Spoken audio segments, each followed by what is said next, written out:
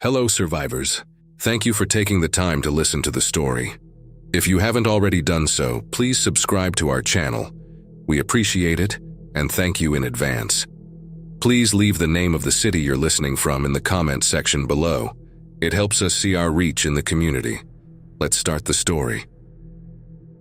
My name is Dr. Samuel Adler. I was chief psychiatrist at Ridgeview Mental Facility for 15 years. That life ended on October 15th, sometime around 2:47 a.m. when everything we thought we understood about our patients went to hell. But let me back up to when it all started to unravel. It was 6:30 p.m. on October 14th when the first signs appeared. I was finishing up my evening rounds, reviewing charts for the next day's therapy sessions.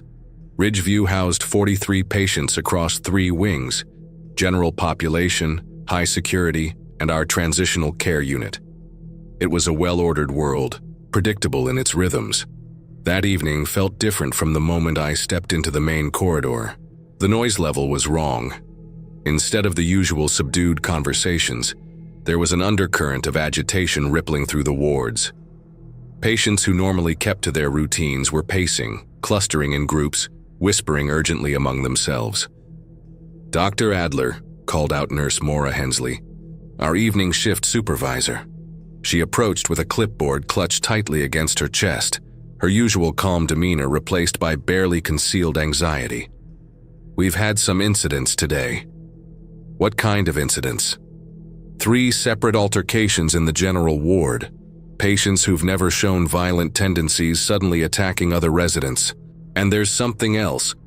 She was interrupted by shouting from down the corridor.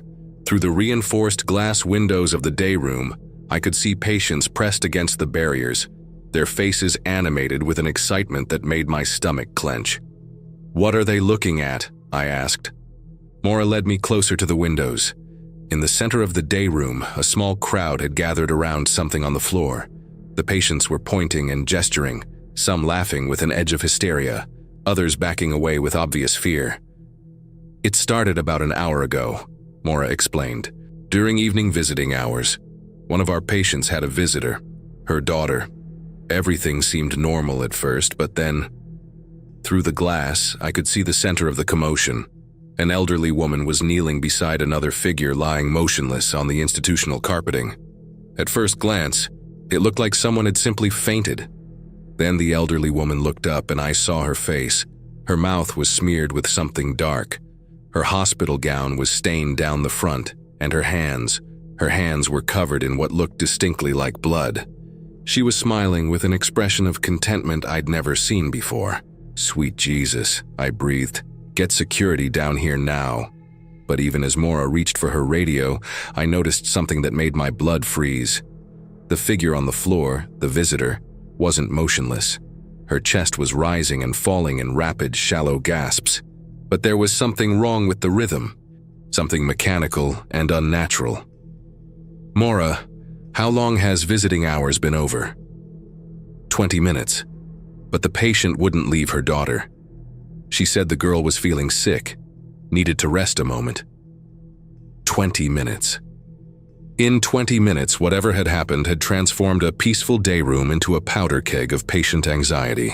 "The other patients," I said, studying the faces pressed against the glass. "How are they reacting?" "That's what's strange. The violent ones, the ones we usually have to sedate during any kind of disturbance, they're just watching, like they're fascinated. But the others, the gentle ones, they're terrified." I was beginning to understand why. Mental illness might cloud judgment, but it doesn't eliminate instinct. The patients with violent histories recognized something familiar in what they were seeing. The others recognized something fundamentally wrong. "We need to separate them immediately," I decided, "and clear the day room." Security tried that 10 minutes ago. The old woman became aggressive. She bit the guard when he tried to approach. That explained the agitation in the corridor. Word traveled fast in a facility like this. If a 90-year-old woman with dementia had managed to bite a security guard, the patients would interpret that as a sign that normal power structures were breaking down. "Where's the guard now?" "Infirmary." He said the bite was superficial, but Maura's voice trailed off as she pointed toward the day room.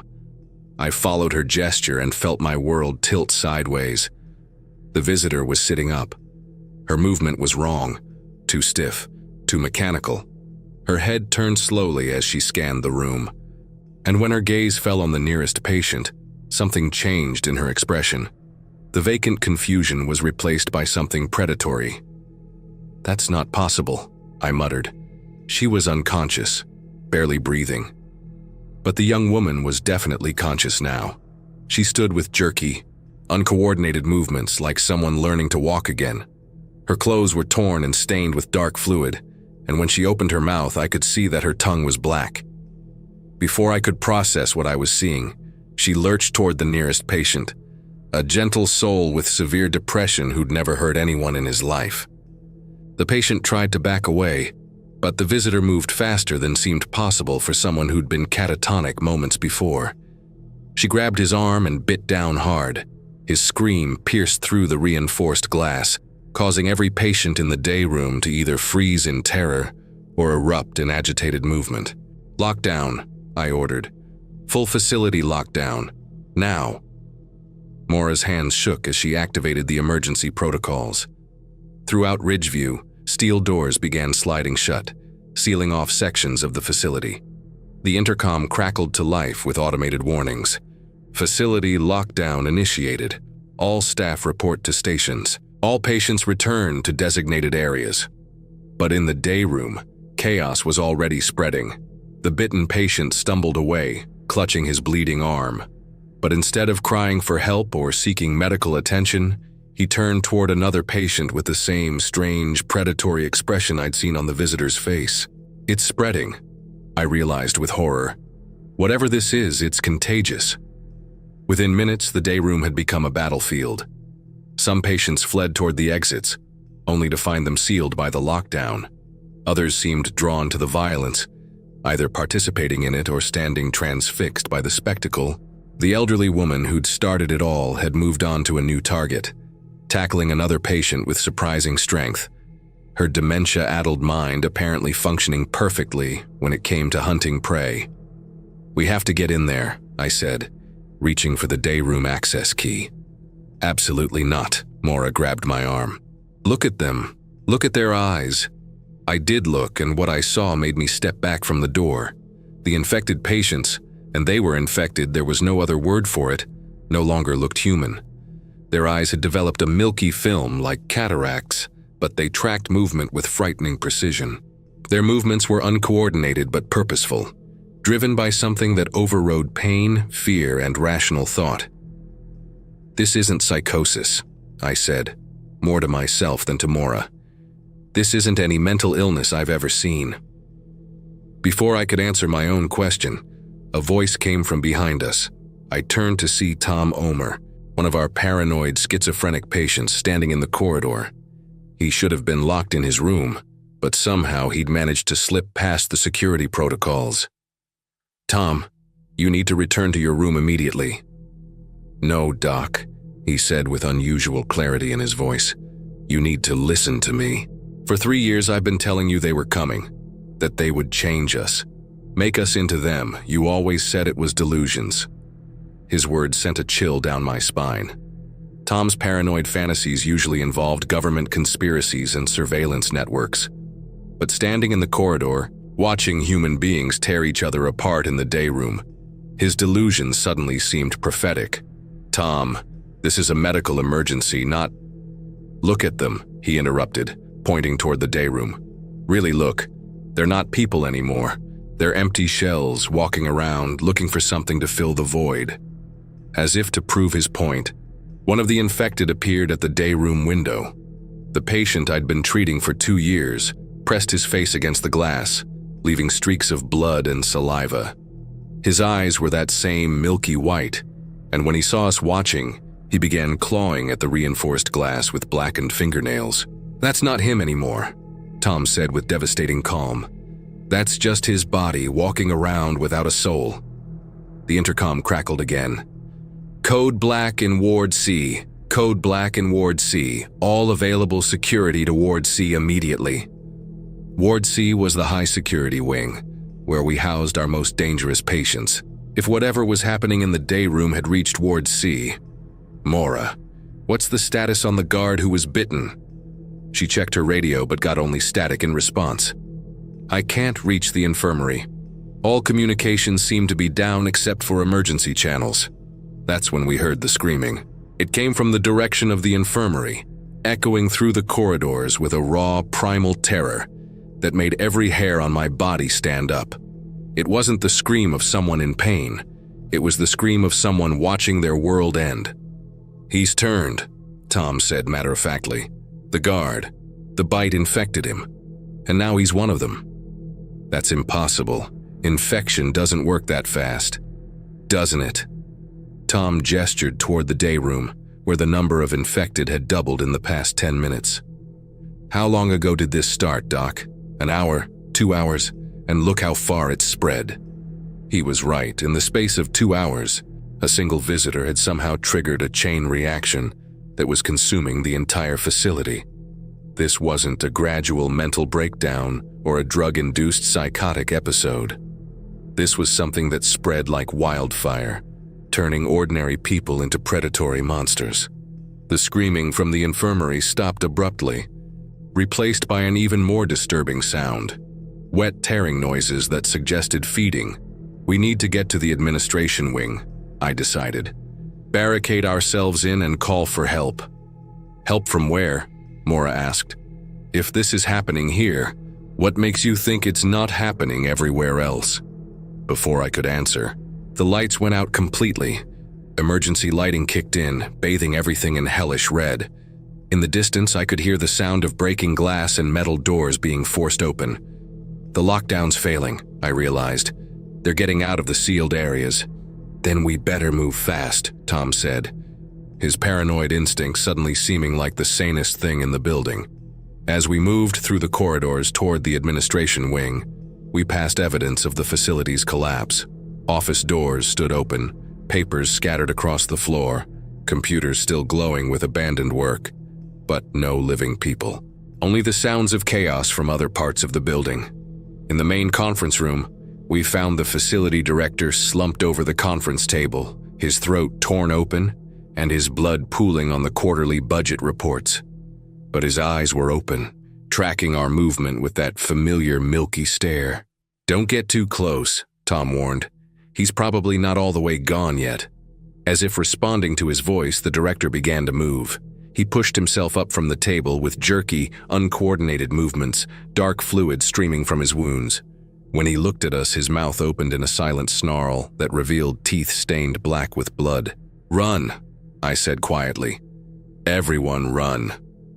We fled deeper into the administration wing, seeking any room that could be secured. Behind us, the director gave chase with shambling steps that nonetheless seemed to be gaining ground. We finally took refuge in my office, barricading the door with my desk and filing cabinets. Through the small window, we could see infected wandering through the corridors, staff and patients alike, united in their new hunger. How many people were in the facility tonight? Mora asked. 43 patients, 26 staff members, I replied. So, potentially 69 infected. And how many of us are left? I counted our small group. 3. Maybe a few others hiding in other parts of the building. The mathematics were stark. We were outnumbered more than 20 to 1 by creatures that felt no pain, showed no mercy, and were driven by an insatiable hunger for human flesh. What's our plan? Mora asked. I looked around my office, the diplomas on the wall, the patient files stacked neatly on my desk, the therapeutic texts that had guided my career. All of it seemed like artifacts from another world now. Survive until dawn, I said. Hope that help comes. And if it doesn't? Tom asked. I thought about the visitor who'd started this nightmare. Where had she come from? What had infected her? If this was happening at other facilities, other hospitals, other places where people gathered, then we learn to adapt, I said, because the world we knew is ending. And if we want to live through it, we need to become something different. Outside my office window, the infected continued their aimless wandering through the corridors of Ridgeview Mental Facility. Some of them had been my colleagues, others had been my patients, Now they were all united in a single terrifying purpose. And somewhere in the building, there might be other survivors. People who, like us, were discovering that the line between sanity and madness was about to be redrawn in blood. But as I watched Tom, whose paranoid delusions had proven more accurate than my medical training, and Maura, whose nursing instincts were keeping us alive, I realized something profound. Maybe the broken ones weren't the patients after all.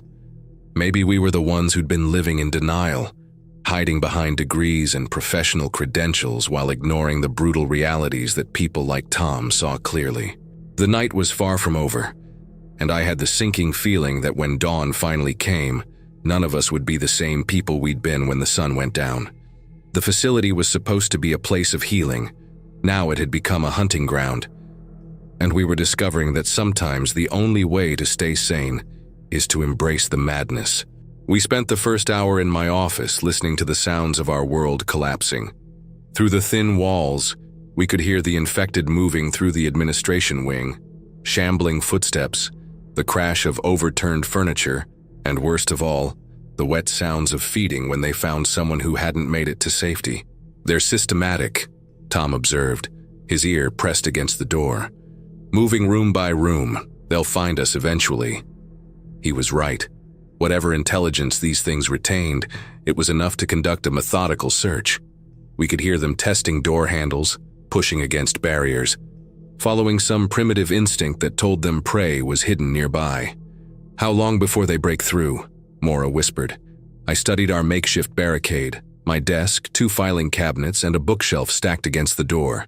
The wood was already groaning under pressure from repeated impacts, and dark fluid had begun seeping under the door. Maybe another hour, I estimated. 2 if we're incredibly lucky. But even as I said it, I could hear the barricade creaking ominously. The impacts were becoming more frequent, more violent. Maura was peering through the small window that overlooked the main corridor. Her face had gone pale, and she gripped the window frame so tightly her knuckles were white. "There are more of them now," she whispered. "I count at least 25 just in this section, and they're not all from the administration wing." "Where are they coming from?" I asked, though I dreaded the answer. "Everywhere," she replied with growing horror. "The other wings, the basement levels, the upper floors. The lockdown didn't contain them. It just gave them time to spread throughout the entire facility." Tom pulled away from the door suddenly, his face grim. They stopped pounding. We all froze, straining to hear what had captured his attention. The constant scratching and impacts against our door had ceased. For a moment, the only sound was our own ragged breathing and the distant sounds of chaos from other parts of the building. Then we heard it. A new voice in the corridor, human, alive, desperate. "Help me! Please, somebody help me! I'm trapped out here and they're everywhere!" Through the window, Maura could see a figure stumbling down the corridor, one of the night maintenance staff, clutching a blood-stained mop handle like a weapon. His work uniform was torn and soaked with dark stains, and he moved with the jerky, panicked motions of someone in genuine terror. "We have to let him in," Maura said, moving toward the barricade. "He's hurt. He needs help." "No." Tom grabbed her arm with surprising strength. "Something's wrong. Look at how he's moving. He's scared and injured. Of course he's moving strangely." "No, that's not it." Tom's voice carried that eerie clarity I'd come to associate with his most accurate observations. "Watch his eyes. Watch how he turns his head." Maura pressed her face against the glass, studying the figure more carefully. After a moment, she stepped back from the window, her face pale. "His movements are too deliberate," she whispered. "Like he's acting scared instead of actually being scared. And his eyes, they're tracking back and forth like he's scanning for something specific." The voice came again, perfectly modulated with human desperation. "Please, I know someone's in there. Oh, I can hear you moving around. Don't leave me out here with those things." But as we watched through the window, the figure stood perfectly still in the corridor, his head tilted at an unnatural angle. His mouth moved in perfect sync with the pleas for help, but there was no emotion in his posture, no genuine fear in his stance. They're learning, I breathed, the implications hitting me like a physical blow. They're mimicking human behavior to draw out survivors. That's impossible, Maura whispered. How could they retain that much cognitive function? Tom's expression was grimmer than I'd ever seen it. The brain stem controls basic functions: breathing, heartbeat, primitive reflexes. But if enough neural pathways remain intact, if the infection preserves certain cognitive centers while destroying others. He was describing something that shouldn't exist: creatures that retained enough intelligence to use deception while being driven by insatiable hunger for human flesh. The infected maintenance worker continued his performance for another 10 minutes, varying his pleas, moving to different positions, even throwing himself against walls to create the sound of someone being attacked. Finally, apparently convinced that no one was hiding in my office, he shambled away down the corridor. We can't stay here, I decided. They'll be back, and next time they'll bring more of them. Where can we go? Maura asked. The whole facility is overrun. I pulled out the building schematics I kept in my desk drawer, detailed floor plans showing every room, corridor, and service area in Ridgeview. The basement levels, storage areas, maintenance rooms, places they might not think to search immediately. Assuming they don't think, Maura pointed out. We just saw one of them conduct psychological warfare. It's still our best option. And there's something else, the old tunnel system. Tom looked up from where he'd been fashioning weapons from office supplies. What tunnel system? Ridgeview was built in 1967 during the Cold War. The original plans included underground tunnels designed as emergency evacuation routes. They connect to the municipal utility system. Do they lead outside? Maura asked hopefully. Some of them. The main tunnel runs under the parking lot and connects to the city's utility systems. We spent the next 30 minutes preparing for our escape attempt. Tom had managed to create several effective weapons from office materials: letter openers taped to rulers, scissors with their handles wrapped for better grip, a fire extinguisher that could serve as both weapon and projectile. Remember, I instructed as we prepared to move the barricade, headshots only. Anything else just slows them down. And if someone gets bitten? Maura asked. Then that person stays behind, I said quietly. No exceptions. The infected person stays behind so the others can escape. The words felt like poison in my mouth, but they needed to be said.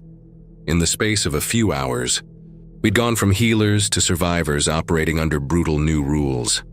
We moved the barricade as quietly as possible, wincing at every scrape and creak. The corridor beyond was dimly lit by emergency lighting, creating pools of hellish red illumination separated by deep shadows. I checked both directions before signaling the others forward. To our left, the corridor led to the main lobby, almost certainly overrun. To our right lay the staff break room, and beyond that, the stairwell to the basement levels. We moved single file, backs against the wall, weapons ready. The silence was oppressive, broken only by distant sounds of chaos from other parts of the building. Every few steps we passed evidence of what had happened.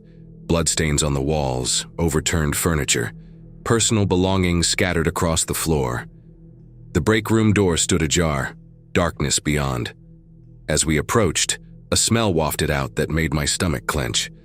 The sweet, cloying odor of decay mixed with something metallic. "Keep moving," I whispered, but Tom had already stopped. Through the crack in the door, he could see movement. "Someone's in there," he mouthed. Before I could stop him, he pushed the door open wider. The break room had been transformed into a charnel house. Bodies lay scattered across the small space, staff members who'd been caught during dinner break. But what made my blood freeze was the sight of 5 infected crouched over the remains, feeding with methodical precision. They looked up at our intrusion, their milky eyes reflecting the emergency lighting.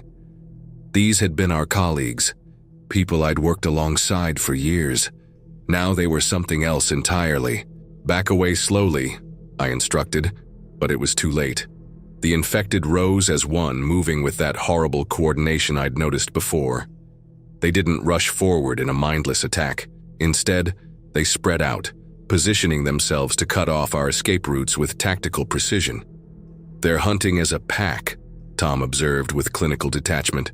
The one in the center, who had been a nurse from the psychiatric ward, tilted her head and opened her mouth. What came out was a perfect imitation of my voice.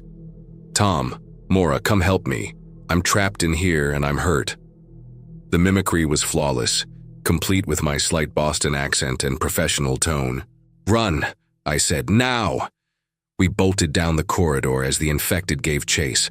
Behind us, I could hear them communicating in stolen voices. My voice, Mora's voice, even Tom's paranoid mutterings perfectly reproduced. The stairwell access was 50 feet ahead, but the sound of our running had attracted attention from other parts of the building. Through the windows of the day room, I could see infected pressing against the glass. Mora reached the stairwell first and yanked open the heavy door. "It's clear," she called back. We piled through the doorway and I slammed it behind us, engaging the manual lock. It wouldn't hold them for long, but it might buy us precious minutes. The stairwell was a concrete echo chamber that amplified every sound. Our breathing, our footsteps, the distant sounds of chaos from above. Everything reverberated off the walls with unnerving clarity. "Down," I instructed. "2 levels to the basement." We descended as quickly as possible, but the metal stairs created a symphony of noise that would surely attract attention. Halfway down the first flight, we heard the stairwell door above us rattle as something tested the lock. Then came the sound of breaking wood. They'd found another way through. "Faster," Tom urged, though his middle-aged frame was already struggling with the pace. We reached the basement level as the pursuit began in earnest. Multiple sets of footsteps echoed down the stairwell, accompanied by voices calling our names in perfect imitations of our own speech. The basement corridor stretched ahead of us, lit only by sparse emergency lighting. Unlike the upper floors with their institutional carpeting and painted walls, this area was all concrete and exposed pipes, utilitarian space hidden from the view of patients and visitors. "Which way?" Mora gasped, still catching her breath from our descent. I consulted my memory of the building schematics. "Left. Past the boiler room to the old storage areas. The tunnel access should be behind the electrical panels." We moved through the basement like rats in a maze, navigating between massive heating ducts and utility lines. Behind us, the sounds of pursuit grew closer. The boiler room was a cavern of machinery and pipes, filled with the constant hum of equipment. Emergency lighting cast everything in hellish red shadows, and the heat from the massive boilers made the air shimmer. "Through here," I said, leading them between the boilers toward the far side of the room. That's when we saw them. 3 figures stood motionless among the machinery, maintenance workers who had been caught during their regular rounds. But they weren't feeding or moving aimlessly like the others. Instead, they stood perfectly still, positioned at strategic points throughout the boiler room. "Ambush," Tom whispered. "They're waiting for us." The infected had anticipated our route and positioned themselves accordingly. This wasn't random hunting, it was tactical planning. "We go together," I decided. "Stay close, watch each other's backs, and don't stop moving." The infected waited until we were fully committed to our path before they moved, striking with coordinated precision. The first one, a heavy-set maintenance worker, came at us from the left, moving with surprising speed despite obvious injuries. Tom met him with his improvised spear, driving the sharpened ruler deep into the infected man's eye socket. The creature dropped instantly. The second attacked from our right flank, a younger man wielding a heavy wrench with disturbing competence. I swung my fire extinguisher like a club, catching him across the temple. He staggered but came at me again. Mora flanked him, driving her scissors into the base of his skull. The third infected, a woman in coveralls, attacked Mora with a sharpened screwdriver, opening a deep gash on her forearm. But instead of trying to bite her, the infected woman pulled back and waited, watching the blood flow. "She's trying to weaken me," Mora realized. "Not infect me, just make me easier prey." Tom's spear took the creature through the back of the head before she could strike again. We continued through the basement, past the water treatment facility, and into the older sections of the building. The storage areas were a warren of small rooms filled with decades of accumulated equipment and supplies from previous renovations. As we navigated through the maze of corridors, Tom suddenly froze. "Something's wrong," he whispered. "Listen." The sound that had made him stop wasn't obvious at first, just a faint scraping noise coming from somewhere ahead. But as we stood still, it became clearer. Something was dragging itself across concrete, moving slowly but persistently in our direction. "We should go back," Maura whispered. But even as she spoke, we heard similar sounds coming from behind us. We were being flanked. "They're hurting us," I realized with growing dread. "Driving us toward a specific location." From the storage room to our left came a wet sliding sound. Through the partially open door I could see movement, something pale and damaged pulling itself along the floor. It had been a patient from the high-security ward, a man I'd treated for violent schizophrenia. Now half his body was missing, torn away in ragged chunks, but he still moved with terrible purpose. "The electrical panels," I said urgently. "We need to reach them before—" The creature in the storage room had spotted us. It began moving faster, dragging its mangled torso across the concrete with surprising speed. Behind us, the scraping sounds were getting closer, and I could hear the wet breathing of multiple infected converging on our position. "Run," Tom said simply. We sprinted down the corridor as infected emerged from storage rooms on both sides. Most were severely damaged, missing limbs, gaping wounds that should have been fatal. But they all moved with that same horrible coordination. One of them, a nurse I'd known for 8 years, blocked our path to the electrical panels. She'd been partially eaten, her abdomen opened in a gaping wound that revealed the dark cavity where her organs had been. But her arms still worked, and her milky eyes tracked our movement with predatory focus. Tom raised his spear, but she was faster than the others we'd encountered. She dodged his thrust and lunged at me with blackened fingernails extended like claws. I stumbled backward, my hand instinctively reaching into my coat pocket for anything I could use as a weapon. My fingers closed around the Mont Blanc pen I'd been using to sign papers earlier that evening, an expensive gift from my ex-wife that I'd never had the heart to throw away. The infected nurse was on me before I could think, her weight slamming me against the concrete wall. Her face was inches from mine, and I could smell the decay on her breath, see the dark fluid leaking from her mouth. Without thinking, I drove the pen upward with all my strength. The metal tip penetrated just below her left eye, sliding through the thin bone of the orbital socket with a wet, crunching sound. I felt the pen pierce something soft and vital inside her skull, and immediately her movements became erratic, uncoordinated. But she didn't stop. Even with the pen buried in her brain, she continued trying to tear at my throat with her fingernails.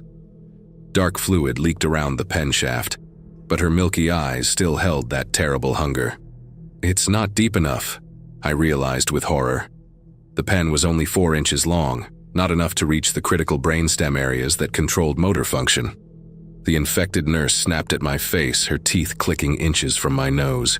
I grabbed the pen with both hands and twisted it, trying to drive it deeper into her skull. The metal shaft was slippery with blood and brain matter, making it hard to grip. "Doc!" Tom shouted, but he was dealing with his own attacker. The dragging creature from the storage room had reached us and was trying to bite his ankle. I could feel my strength giving out. The infected nurse was smaller than me, but she felt impossibly strong, driven by something that didn't recognize pain or fatigue.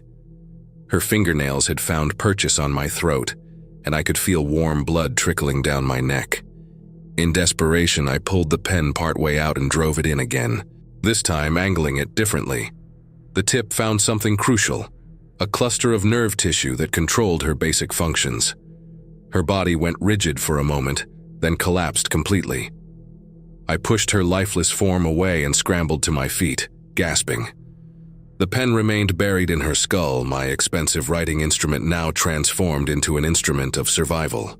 "That was too close," Maura said, helping me steady myself. Her face was pale as she stared at the body. "A few more seconds and—" "But it worked," Tom observed with clinical interest. "Precise targeting. Brainstem, probably the medulla oblongata. That's what stopped her, not the initial penetration." I looked down at my hands, which were covered in blood and other fluids I didn't want to identify. The psychiatrist in me was appalled by what I'd done. Killed a colleague with a writing instrument, someone I'd worked alongside for years. But the survivor in me felt only grim satisfaction. "We need to keep moving," I said, wiping my hands on my coat. "There are more of them coming." Indeed, the sounds of pursuit were growing louder. Whatever had been hurting us wasn't giving up just because we'd eliminated a few of their number. "Here," I said, stopping before a section of wall lined with electrical panels. "This should be it." The panels were heavier than expected, installed decades ago. As we struggled to shift them, I became aware of sounds behind us, subtle scratching that suggested something was following our trail.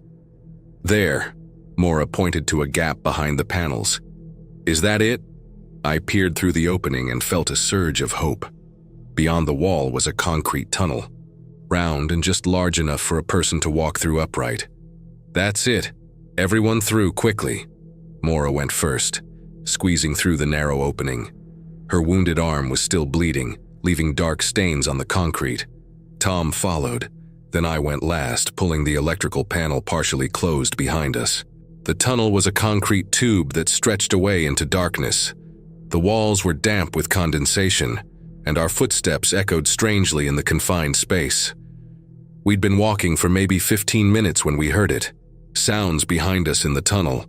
Scratching, scraping noises that suggested something was following our path. "They found the entrance," Mora whispered. "How?" I asked. "We closed the panel." "Smell," Tom said grimly. "They're tracking our scent. With Mora bleeding, we're leaving a trail they can follow." "How much farther?" Mora asked, her voice tight with pain. I tried to remember the old blueprints. "Maybe half a mile. The tunnel should connect to the main utility corridor under Maple Street." 25 minutes later, we reached what appeared to be the end of our journey, a concrete wall with a rusted metal hatch set into it. Ancient wheels and handles suggested it could be opened, but decades of corrosion had taken their toll. "It's stuck," Mora said, straining against the wheel mechanism with her good arm. Tom and I added our strength to hers, and slowly, grudgingly, the mechanism began to turn. Behind us, the sounds of pursuit were getting much closer. The hatch opened with a groan of protesting metal, revealing a larger passage beyond. This one showed signs of more recent use. Electric lights, though currently dark, newer concrete, the sense of being part of an active municipal utility system. "Which way?" Mora asked, cradling her injured arm. Before I could answer, we heard voices behind us, our own voices calling from the tunnel we'd just left. "Don't leave us behind," came Mora's voice, though Mora was standing right beside me. "We're hurt, but we're still human," Tom's voice pleaded, though Tom was frantically trying to close the hatch. "Please, we need help. There are things chasing us," my own voice begged from the darkness. The mimicry was perfect, desperate, heartbreaking. The infected had learned that emotional manipulation was more effective than physical force. "This way," I decided, choosing the direction that led upward toward what I hoped was street level. We climbed through the municipal tunnel system for what felt like hours, following signs and arrows that pointed toward various utility access points. The sounds of pursuit faded behind us, but I couldn't shake the feeling that we were being herded toward something specific. Finally, we reached a maintenance ladder that led up to a heavy manhole cover. Light filtered down from above, not the hellish red of emergency lighting, but the pale gray of dawn. "Surface level," I announced. Tom went up first, pressing his ear against the manhole cover to listen for sounds above. "Quiet," he reported. "No voices, no movement that I can hear." He pushed the cover aside and peered out cautiously. After a moment, he pulled his head back down, his face grim. "Clear of immediate threats," he said, "but you need to see this." One by one, we climbed out of the underground and into a world that had fundamentally changed. We emerged in the middle of Maple Street, 6 blocks from Ridgeview Mental Facility. The familiar neighborhood was recognizable but wrong, like a photograph that had been subtly altered. Cars sat abandoned in the middle of the road, their doors open and engines still running. Streetlights flickered erratically, and several houses showed signs of violence, broken windows, front doors hanging off their hinges, dark stains on front porches. But it was the silence that was most disturbing. This was a residential area that should have been full of morning sounds: dogs barking, lawnmowers running, children getting ready for school. Instead, there was only an oppressive quiet, broken occasionally by distant screams. "It's everywhere," Maura whispered, echoing the realization we were all having. Whatever had started with that visitor to Ridgeview hadn't been contained to the facility. It had spread throughout the community, possibly throughout the region. The world we'd known was gone. "Look," Tom pointed toward the facility in the distance. Ridgeview Mental Facility was visible over the treetops, and what we saw confirmed our worst fears. The building was dark except for the glow of fires visible through several windows. Shapes moved across the grounds, too many to count, too far away to identify as human or otherwise. "How many people were in that place?" Tom asked. 69, I replied. Staff and patients combined. "And how many got out?" I looked at our small group of 3 survivors. "We might be it." The weight of that possibility settled over us like a shroud. If we were the only survivors from Ridgeview, and if the infection had spread as far as it appeared to have, then we were witnesses to the end of civilization as we'd known it. "What now?" Maura asked, her voice small and lost. I thought about my comfortable suburban life, my practice, my orderly existence that had been built on the assumption that sanity and civilization were permanent fixtures of the world. All of that was gone now, swept away in a single night. But as I looked at Tom, whose paranoid delusions had proven more accurate than my psychiatric training, and Maura, whose practical nursing instincts had kept us alive, I realized something profound. Maybe the broken ones weren't the patients after all. Maybe we were the ones who'd been living in denial, hiding behind degrees and professional credentials while ignoring the brutal realities that people like Tom saw clearly. "Now we learn to survive," I said, "because the sane world is dead. And if we want to live in what's left, we need to become something different." As we stood in the empty streets surrounded by the ruins of our former world, I understood that the psychiatrist who had entered Ridgeview Mental Facility was gone forever. What stood here now was something harder, more realistic about human nature, and infinitely more willing to do whatever was necessary to survive. Behind us, something moved in the shadows of the tunnel entrance we'd just emerged from. Whatever had been following us through the underground wasn't giving up the hunt. "We need to keep moving," I said. "Find supplies, find shelter, find other survivors if there are any." "And then?" Tom asked. I looked back one last time at Ridgeview Mental Facility, the place where I'd spent 15 years trying to help broken minds heal. Now it stood as a monument to the failure of everything I'd believed about human nature, and the thin veneer of civilization that separated order from chaos. "Then we build something new," I said. "Something that acknowledges what people really are underneath all the therapy and medication and social conditioning." We walked away from the tunnel entrance, away from the facility, away from our old lives. Behind us, the sounds of pursuit resumed. Things that had once been human, following our trail into a world that would never be the same. But for the first time since this nightmare began, I felt something like hope. Not hope for a return to the old world that was gone forever. Hope that maybe, just maybe, the 3 of us had what it would take to survive in the new one. The facility was supposed to contain the dangerous ones. Turns out, in the right circumstances, we're all dangerous. And maybe that's exactly what this new world needs.